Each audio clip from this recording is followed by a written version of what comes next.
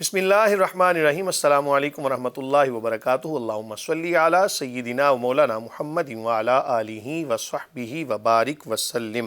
رب اشرح لی صدری ویسر لی امری واحلل عقدۃ من لسانی یفقہوا قولی واجعل لی وزیرا من اہلی آمین یا رب العالمین۔ ناظرین و سامعین، آپ دیکھ رہے ہیں مفتی آن لائن اور میں ہوں مفتی سخاوت منیر نعیمی۔ آج جناب 22ویں روزے کے وظائف لے کر آپ کی خدمت میں حاضر ہیں۔ آپ سے التماس ہے، مؤدبانہ التماس کہہ لیں اس کو، آپ جو بھی نام دے لیں، کہ ہماری ویڈیوز کو آخر تک دیکھیں۔ انشاءاللہ العزیز یقیناً آپ کو بہت ساری برکات ملیں گی، بہت سارے آپ کے مسائل حل ہوں گے وظائف کی روشنی کے اندر۔ بعد از نماز فجر آپ نے تیسرا کلمہ پڑھنا ہے جناب، اور اس کو 70 مرتبہ آپ نے پڑھنا ہے۔ تیسرا کلمہ معروف ہے لیکن پھر بھی میں پڑھ دیتا ہوں۔ سبحان اللہ والحمد للہ ولا الہ الا اللہ واللہ اکبر ولا حول ولا قوة الا باللہ العلی العظیم۔ اول آخر دروشی پڑھ لیں آپ اور اس کو 70 مرتبہ پڑھیں۔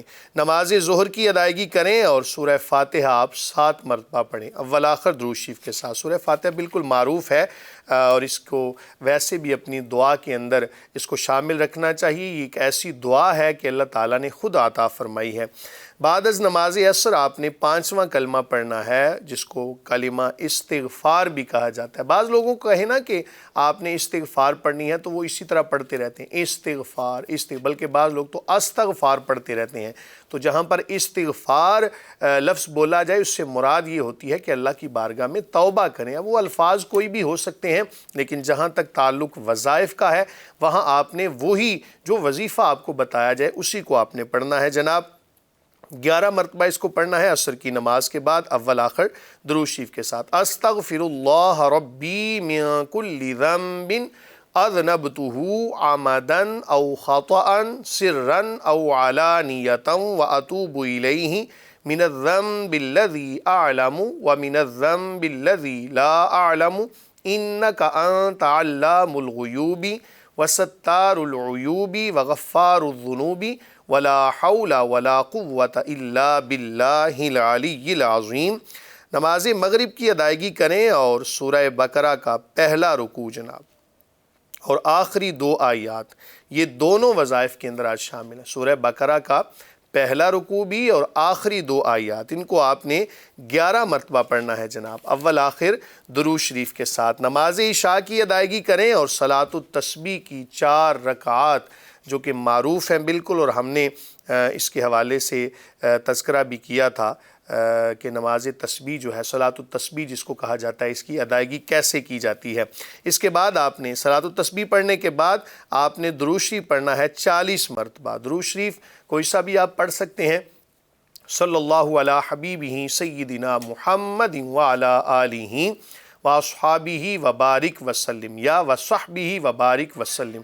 اگر کسی کو نہیں یہ آتا، بالفرض کسی کو جناب مشکل لگ رہا ہے، الفاظ زیادہ ہیں، یاد نہیں ہوتا، تو مختصر ترین درود شریف جو ہے معروف ہے بالکل، صلی اللہ علیہ وآلہ وسلم، اس کو بھی آپ پڑھ سکتے ہیں۔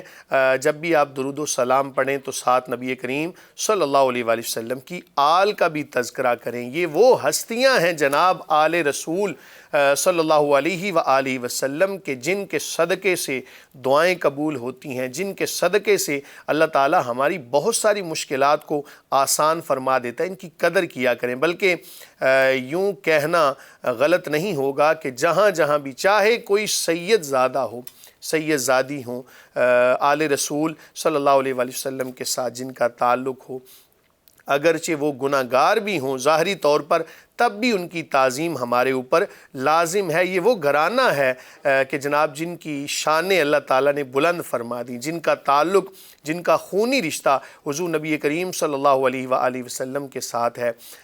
جہاں کہیں بھی ہوں ان کی قدر کیا کریں، بلکہ ہمارے جو اسلاف ہیں وہ ان کو کمر بھی نہیں کیا کرتے تھے، اور جہاں کہیں بھی کسی مجلس کے اندر، کسی محفل کے اندر کوئی آل رسول صلی اللہ علیہ وآلہ وسلم میں سے کوئی موجود ہوتا تو اس کو اچھی جگہ پر بٹھاتے۔ بلکہ حضرت سیدنا جنید بغدادی علیہ الرحمہ، آپ کے حوالے سے آتا ہے کہ آپ پہلوان تھے، تو آپ ایک جگہ پر موجود تھے، آپ کو ولایت کیسے ملی دیکھیں۔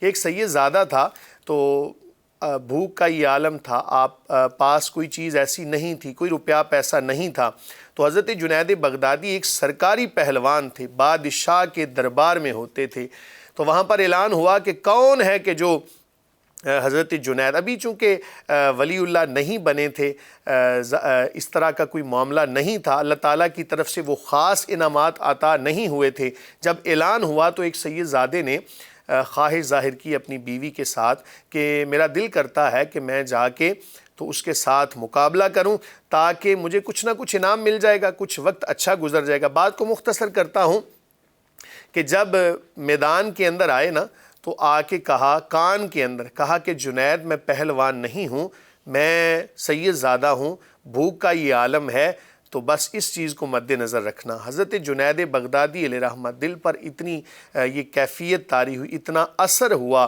کہ آپ جناب تھوڑا سا بہانے کے ساتھ، ہیلے کے ساتھ نیچے گر گئے۔ لوگوں نے بڑی باتیں کی کہ اتنا بڑا پہلوان ایک کمزور سے کیسے ہار گیا۔ رات آنکھ لگی، دل کی آنکھیں کھل گئیں، مقدر کھل گیا، نبی کریم صلی اللہ علیہ وآلہ وسلم کی زیارت نصیب ہوئی اور کہا کہ جنید تو نے ہماری آل کا حیا کیا ہے، جا اللہ تعالیٰ تجھے ایسے انعامات عطا فرمائے گا کہ دنیا تیرا نام لے گی۔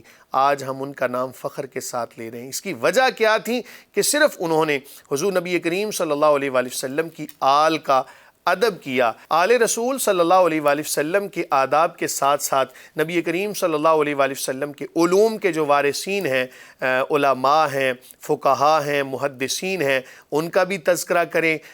ظاہر ہے ان کا نام لینا، ان کا تذکرہ کرنا باعث سعادت ہے، اور جو ان کا نام لیتا ہے اللہ تعالیٰ ان کی عظمت و شان کو بھی بڑھا دیتا ہے۔ ان ہستیوں کا تذکرہ تو اللہ تعالیٰ نے، ان کی شانیں اللہ تعالیٰ نے پہلے سے ہی بلند فرمائی ہیں، لیکن جو ان کا نام لینے والا ہوتا ہے، جو ان کا تذکرہ کرنے والا ہوتا ہے، اللہ تعالیٰ اس کی شان کو بھی بڑھا دیتا ہے۔ واضح رہے کہ جو ہم نے آپ کے سامنے پنجم کلمہ کے حوالے سے تذکرہ کیا، یہ استغفار ہے اور ہر بندے کو استغفار کرتے رہنا چاہیے۔ یاد رکھیں کہ ضروری نہیں کہ صرف اور صرف زبان کے ساتھ جناب استغفار کیا جائے، بلکہ اعمال کے ساتھ بھی استغفار کرنے چاہیے۔ حضور نبی کریم صلی اللہ علیہ وآلہ وسلم کا فرمان ذی وقار ہے، جس کا مفہوم ہے کہ جمعہ سے جمعہ تک جتنے بھی صغیرہ گناہ ہوتے ہیں اللہ تعالیٰ ان کو جمعہ پڑھنے کی برکت سے معاف فرما دیتا ہے، اور رمضان المبارک سے رمضان المبارک تک جتنے صغیرہ گناہ ہوتے ہیں اللہ تعالیٰ رمضان المبارک کی برکت سے ان کو معاف فرما دیتا ہے، جب تک کہ کبائر سے بچا جائے۔ اب سوال یہ ہے کہ ہمیں اس بات کا بھی علم ہونا چاہیے کہ کون سے صغیرہ گناہ ہیں، کون سے کبیرہ گناہ ہیں۔ انشاءاللہ العزیز کل جناب نئے وظائف کے ساتھ آپ کی خدمت میں حاضر ہوں گے، تب تک کے لیے اپنے میزبان مفتی سخاوت منیر کو اجازت دیجیے۔